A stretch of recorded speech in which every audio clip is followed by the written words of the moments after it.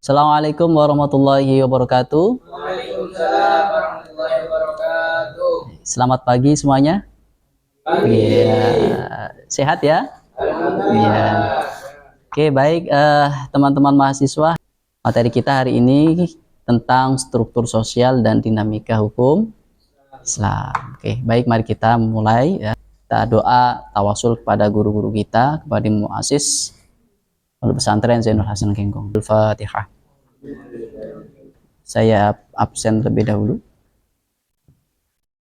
Mas Naufal Maulana Usmani hadir. Fahmi Al-Bahrazi hadir ya. Oke. Baik teman-teman, struktur sosial dan dinamika hukum Islam ya. Ya, sebelum memasuki materi ini perlu kita ingat kembali ya. Kita review kembali materi kita pada pertemuan sebelumnya, yaitu tentang apa? Sosiologi hukum Islam ya. Makna, arti atau definisi dari sosiologi hukum Islam itu sendiri. Mungkin ada yang bisa membantu saya? Oke, silakan Mas. Yaitu cabang ilmu yang mempelajari hubungan timbal balik antara hukum Islam dan perubahan masyarakat. Oke, ya. Baik, terima kasih Mas Zaka ya. Baik ya, sosiologi hukum Islam ya, perlu kita ingat kembali bahwa salah satu cabang ilmu ya yang mempelajari tentang hukum Islam dan perubahan masyarakat, perubahan sosial. Ya, demikian pula sebaliknya.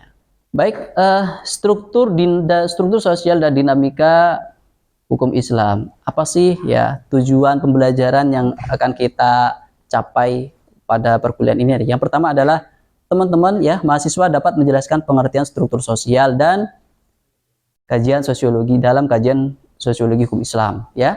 Terus yang berikutnya mengidentifikasi unsur-unsur apa saja dalam struktur sosial yang dapat mempengaruhi praktik hukum Islam. Terus yang ketiga menjelaskan dinamika hukum Islam ya dalam masyarakat. Terus yang berikutnya menganalisis ya hubungan antara struktur sosial dan hukum keluarga Islam.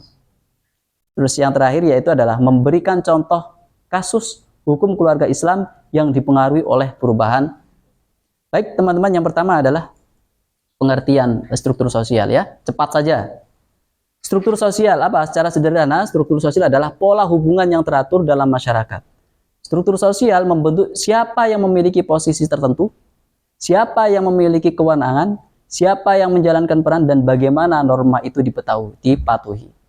Dalam konteks masyarakat ya, struktur sosial itu bisa kita lihat dari yang pertama adalah dari keluarga. Keluarga itu kan ada tatanan sosialnya, ada ayah, ibu gitu ya, anak ya. Itu struktur sosial. Kemudian bisa juga ulama dan tokoh agama. Ini sebagai salah satu tokoh yang memberi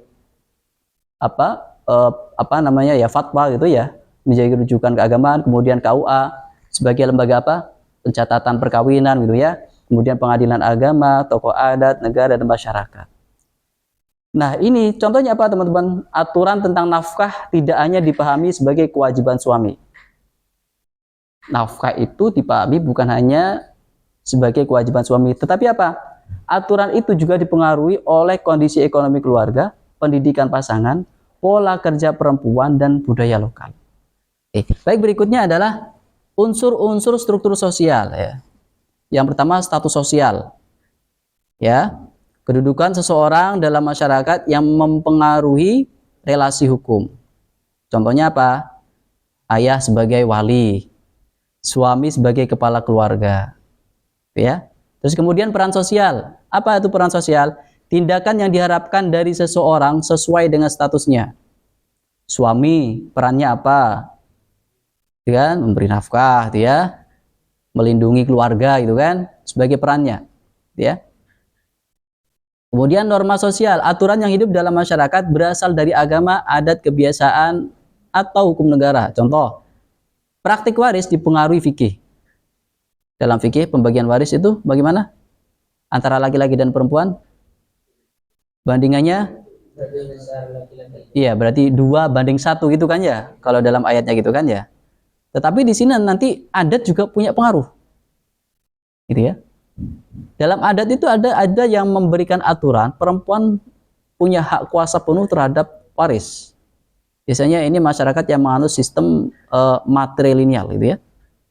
Sistem kekerabatan yang dia itu ditarik dari garis ibu. Lanjut saja. Kemudian yang keempat, lembaga sosial.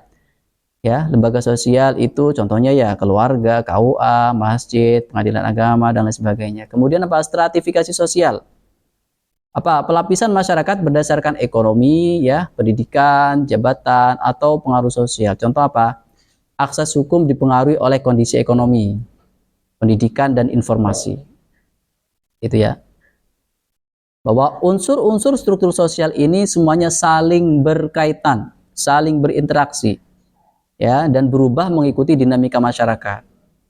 Maka memahami unsur ini dapat membantu kita melihat bagaimana hukum Islam itu hidup dalam realitas sosial. Ya, artinya apa? Bagaimana kemudian hukum Islam ini dapat hidup di lingkungan masyarakat?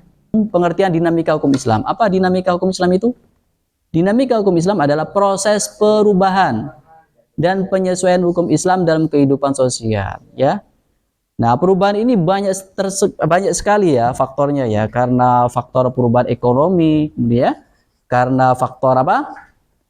Pendidikan masyarakat, ya. Kemudian faktor urbanisasi, perkembangan teknologi, perubahan relasi gender, ya, kebijakan negara, perkembangan putusan pengadilan, interaksi antara fikih, adat, dan hukum positif. Nah, dinamika hukum Islam ini menunjukkan bahwa apa? Hukum tidak statis. Apa statis itu? Stagnan, tetap, selalu berubah. Ya. Hukum Islam terus bergerak mengikuti perubahan sosial untuk mewujudkan apa? Kemaslahatan umat. Kemudian apa? Bentuk dinamika hukum Islam dalam masyarakat.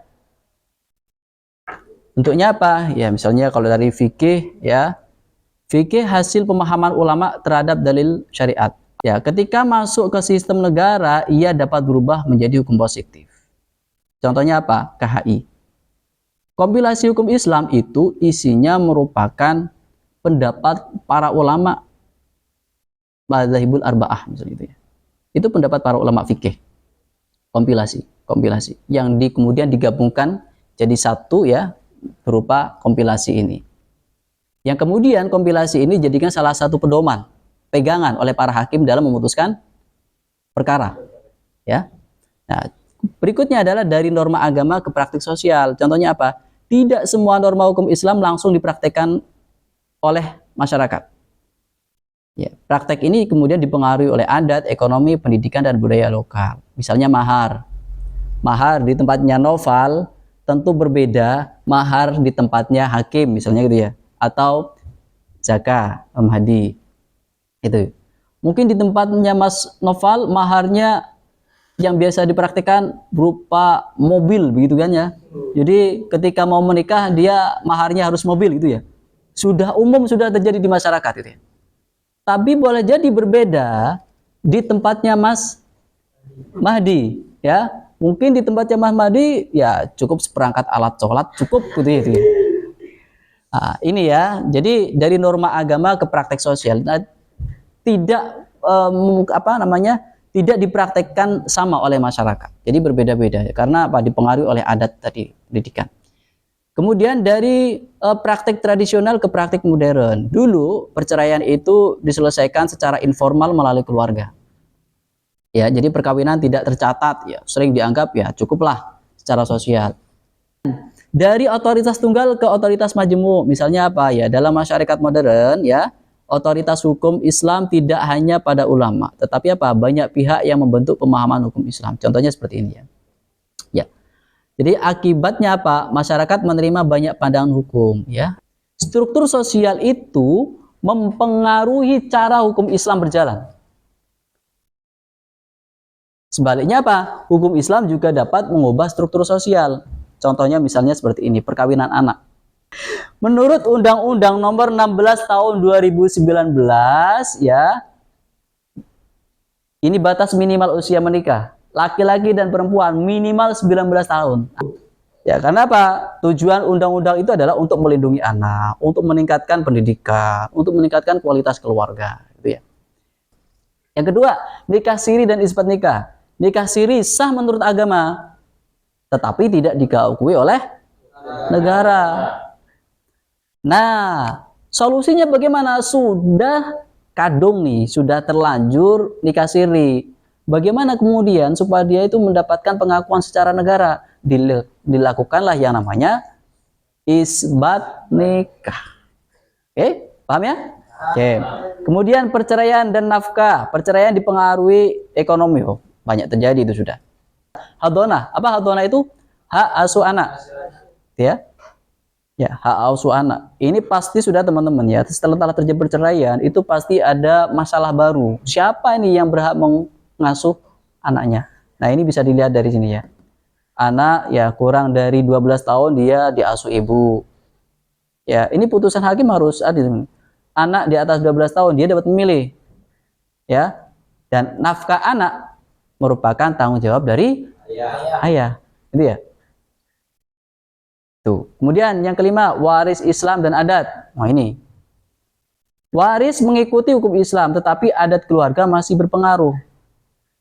Karena apa? Hukum Islam, negara, dan adat itu saling berinteraksi. Mungkin kalau kita yang mayoritas orang Jawa begitu ya, ini menjadi hal yang ya kalau laki-laki dapat lebih banyak itu ya biasa saja ya, karena itu sudah merupakan tuntutan Islam.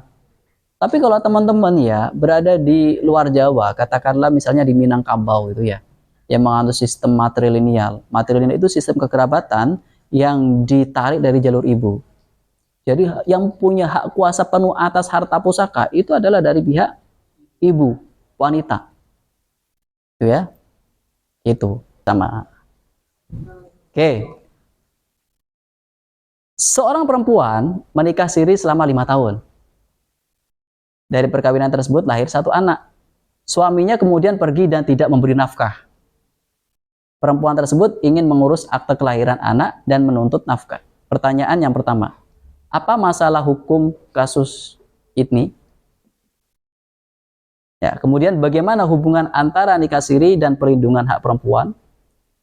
Yang ketiga, mengapa pencatatan perkawinan penting dalam hukum keluarga Islam? Yang terakhir adalah bagaimana struktur sosial membuat perempuan berada dalam posisi rentan. Baik teman-teman, silakan nanti ya diskusi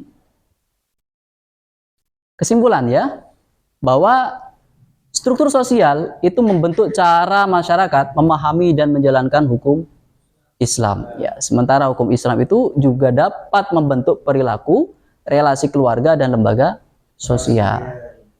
Nah, maka apa teman-teman? Mahasiswa hukum keluarga Islam ya, ini perlu memahami hukum Islam tidak hanya sebatas teks normatif. Ya, teman-teman sudah belajar banyak fikih gitu kan ya. Fathul Qorib gitu ya, Fathul Mu'in dan lain sebagainya gitu kan. Berikut syarah-syarahnya mungkin gitu ya. Tetapi apa? Sebagai hukum yang hidup dalam masyarakat. Jadi, hukum Islam itu hidup dalam masyarakat yang beragam.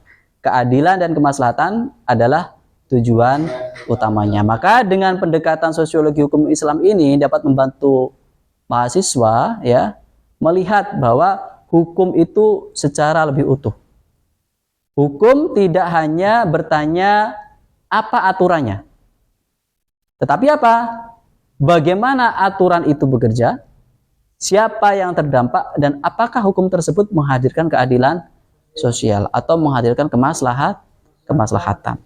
Oke. Baik, terima kasih teman-teman. Saya kira cukup itu ya perjumpaan kita hari ini. Kita akan lanjutkan di pertemuan berikutnya ya. Baik, terima kasih. Ada yang ingin dikonfirmasi? Silakan. Baik, cukup ya? Oke, baik teman-teman, mari kita akhiri perkuliahan kita dengan bacaan hamdalah bersama-sama. Alhamdulillahirabbil alamin ya. Subhanakallahumma wa bihamdika asyhadu an la ilaha illa anta astaghfiruka wa atubu ilaik. Assalamualaikum warahmatullahi wabarakatuh. Waalaikumsalam warahmatullahi wabarakatuh.